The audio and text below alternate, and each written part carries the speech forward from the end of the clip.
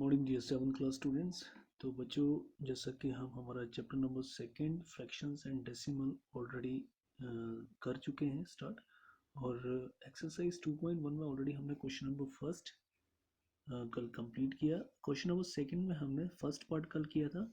आपको मैंने होमवर्क के लिए सेल्फ प्रैक्टिस के लिए सेकंड पार्ट दिया था और सभी बच्चों ने किया है, अच्छा किया है। लेकिन जिन बच्चों को अच्छे से समझ नहीं आया है तो आज हम इसको एक बार फिर से करेंगे। क्वेश्चन क्या बोला है, arrange the following in ascending order. लेकिन मैंने आपको बोला था ascending as well as descending order में भी करना है, ascending as well as descending order में भी। मैंने कल बताया था असेंडिंग का मतलब क्या होता है, एक टाइप से छोटे से बड़ा, यानी 1 less than 2 less than 3 less than 4। और डिसेंडिंग ऑर्डर इसका अपोजिट, यानी बड़े से छोटा, यानी 4 greater than 3 greater than 2 greater than 1। अब आपको ये क्वेश्चन फर्स्ट समझ आया होगा। सेकंड क्वेश्चन हम लोग समझेंगे आज। तो सेकंड क्वेश्चन देखिए, 1/5, 3/7, 7/10। सबसे पहले तो मैं क्या करूंगा, नीचे के जो डिनोमिनेटर है इनको सेम करूंगा। सेम करने के लिए मेरे को क्या करना पड़ेगा बच्चों, 5, 7 और 10 का एलसीएम लेना पड़ेगा। तो मैंने एलसीएम लिया, 5 1 5, 5 7 7 को ऐसे रहने दिया, 5 2 10, देन 2 1 1 3 7 ऐसे रहने दिया, 2 1 2 7 को लिया, फिर 7 1 का 1, 7 1 7 7 1 का 1। तो मेरे पास क्या आया, इन तीनों का एलसीएम करके, LCM of 5 7 and 10 which is equal to 2 into 5 into 7, 2 5 10 7 70। उसके बाद मेरे पास अब 70 आया नीचे। तो सबसे पहले ले लेता हूँ मैं 1/5। अब मेरे को नीचे 70 बनाना है, तो 5 को किससे मल्टीप्लाई करूँ कि 70 आ जाए। तो नीचे मैंने 5 को मल्टीप्लाई किया 14 से, यानी ऊपर भी 1 को किससे मल्टीप्लाई करूँगा, 14 से। तो 1 14 14 होगा, 5 14 17। सेम 3/7 ले लेता हूँ। तो नीचे किससे मैंने 7 को मल्टीप्लाई किया कि 70 आ गया, 7 10 70। तो ऊपर भी किससे मैंने मल्टीप्लाई किया 3 को, 3 था बच्चों या 1 था आपके पास, ये 3 था। तो मैंने ऊपर भी 3 से ही मल्टीप्लाई किया 10 को, और ये आ गया 30। क्लियर है, 3 10 30। अब यहाँ पे आइए, 7/10। तो 10 को मल्टीप्लाई किया 7 से, 10 7 से 70। तो ऊपर भी मैंने 7 को मल्टीप्लाई किया 7 से, 7 7 से 49, यानी 49/70। अब असेंडिंग ऑर्डर मेरे पास कैसे आया बच्चों, यहाँ पे ध्यान से देखिए। ये मेरे पास, इसको कैंसिल कीजिए, ये मैं काट देता हूँ ताकि आपको अच्छे से समझ आए, क्योंकि यहाँ पे थोड़ा सा चेंज हुआ था। सबसे छोटा कौन है इन तीनों में, 14/70। फिर उससे बड़ा 30/70, और सबसे बड़ा 49/70। क्लियर है, इसको भी काट देता हूँ। अब इसी के अकॉर्डिंग 14/70 किसका था, 1/5 का, यहाँ आ गया 1/5। ग्रेटर देन 30/70 किसका था, 3/7 का, 3/7। 14/70 था 1/5 का, 30/70 था 3/7 का, यहाँ पे लिखा मैंने 3/7।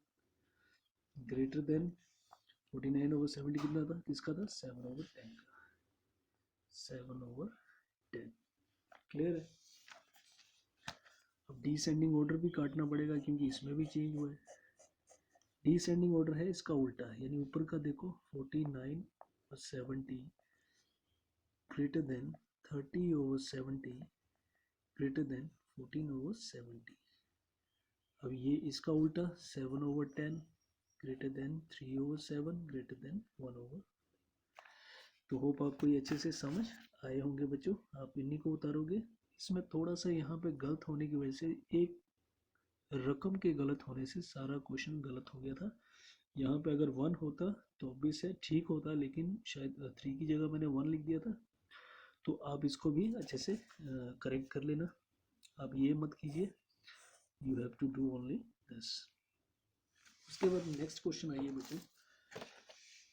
क्वेश्चन नंबर थर्ड आप बच्चे नहीं करोगे, ये पेपर में नहीं आता, क्वेश्चन पेपर में, एग्जाम में।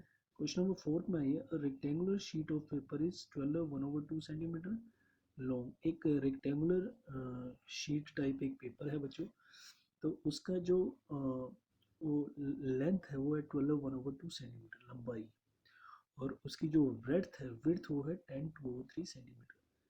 फाइंड इट्स पेरीमीटर, मेरे को क्या फाइंड आउट करना है, पेरीमीटर। सबसे पहले ये मैंने सोल्व करा है, हम लोग एक रेक्टेंगुलर शीट में शीट टाइप एक पेपर बनाएंगे। एक पेपर है जो कि रेक्टेंगुलर शेप में है, उसकी लेंथ कितनी है, अब लेंथ कितनी बोलिए 12/1/2 सेंटीमीटर। मैं इम्प्रॉपर फ्रैक्शन को जब प्रॉपर फ्रैक्शन में कन्वर्ट करूंगा, यानी 12 2 24, 12 2 + 1, 12 2 24 + 1/2 which is equal to 24 + 1 is 25/2 centimetre, यानी लेंथ कितनी आई 25/2 सेंटीमीटर। वैसे ही मैंने ब्रेड निकालनी है, ब्रेड तो रेक्टेंगुलर शीट कितनी है 10, यहाँ पे लिखिए 10 2/3 सेंटीमीटर। तो इस इम्प्रॉपर फ्रैक्शन को मैं प्रॉपर फ्रैक्शन में कन्वर्ट करूंगा। पहले 10 × 3 + 2/3 सेंटीमीटर, यानी 10 3 = 30 + 2/3 सेंटीमीटर, यानी 32/3 सेंटीमीटर।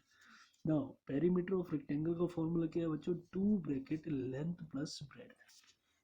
पेरीमीटर ऑफ रेक्टेंगल का फॉर्मूला क्या है, 2 ब्रैकेट लेंथ प्लस ब्रेड्थ। तो अब आपने क्या करना है, 2 का 2 लिखा, ब्रैकेट लेंथ कितनी है 25/2 सेंटीमीटर प्लस ब्रेड्थ कितनी है 32/3 centimetre, bracket close, which is equal to, अब मैं 2 वही लिया मैंने अंदर, अब सॉल्व करूंगा कैसे, एलसीएम करूंगा, 2 × 3 ऊपर भी 25 × 3, यानी जिससे मैंने नीचे किया उसी से ऊपर करूंगा, सेंटीमीटर प्लस 3 × 2 यानी ऊपर भी 32 × 2 सेंटीमीटर। तो ये कितना है 2 ब्रैकेट 25 3 = 75 सेंटीमीटर/6 प्लस 32 2 = 64/3 2 = 6 सेंटीमीटर। तो 2 वैसे ही बाहर आया, अब डिनोमिनेटर सेम है तो 75 + 64 कितने हुए, दिस इज योर 139 सेंटीमीटर/6। अब क्या हुआ, 2 को मैंने मल्टीप्लाई किया 139 से तो कितना है 278/6 centimetre.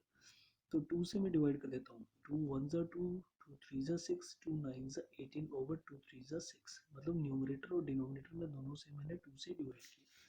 So finally we have answer 139/3 centimetre. अब इसको मैं इम्प्रॉपर में कैसे करूँगा बच्चों, यहाँ पे साइड में कर देता हूँ, जैसे 139/3 आया है तो इसको बोलते हैं QR/D मेथड, क्या क्वोशिएंट रिमाइंडर एंड डिवीजर। तो यहाँ पे मैंने डिवाइड किया 139 को 3 से, तो 3 4 = 12, कैरी 1 एंड 3 6 = 18, और नीचे कितना रिमाइंडर आया 1। ठीक है, अब यहाँ पे क्वोशिएंट मेरे पास ये है, रिमाइंडर मेरे पास ये है, डिवीजर मेरे पास ये है, सॉरी डिविडेंड ये है और डिविडेंड ये है, डिवीजर ये है, डिविडेंड QR/D। तो QR/D का मतलब क्या है, डिवीजर ये 3 आया, नीचे यहाँ पे क्वोशिएंट मेरे पास यहाँ पे आया, क्वोशिएंट क्या था 46 ये, और रिमाइंडर नीचे है यानी 1, रिमाइंडर कितना आया 1। तो होप आप ये क्वेश्चन अच्छे से समझिए। आज के लिए इतना ही बच्चों, नेक्स्ट हम लोग कल करेंगे। जिस भी क्वेश्चन में दिक्कत आती है मुझे कॉल कीजिए, मैसेज कीजिए। Thank you so much.